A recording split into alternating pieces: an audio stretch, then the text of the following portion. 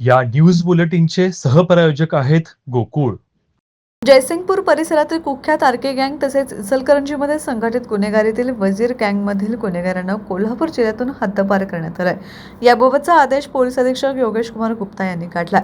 समाजामध्ये दहशत माजवणे, सामाजिक कार्यास बाधा आणणे अशा प्रकारचे कृत्य जयसिंगपूरमधील आरके गँगमधील संशयित आरोपी राहुल रामचंद्र कांबळे, राहुल अरुण पवार, इक्बाल मौला इनामदार, दीपक मुकुंद गायकवाड सर्व राहणार जयसिंगपूर तसेच इचलकरंजीमधील वजीर गँगमधील सूरज वसंत बन्ने, संकेत सुनील नाकोर्डे, अंकुश महादेव हुल्लोळी, सुधीर रामलिंग मडिवाळ, तेजस निशिकांत कुर्णे सर्व राहणार इचलकरंजी यांच्याकडून होत आहे.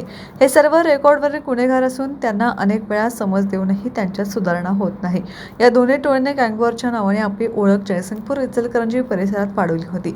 हा धोका लक्षात घेऊन सराईत गुन्हेगारांना कोल्हापूर जिल्ह्यातून 1 वर्षासाठी हद्दपार केले आहे. हे गुन्हेगार जयसिंगपूर, इचलकरंजी व कोल्हापूर जिल्ह्यात दिसून आल्यास पोलिसांशी संपर्क साधावा असे आवाहन स्थानिक गुन्हे शाखेचे पोलीस निरीक्षक सुशांत चव्हाण यांनी केले.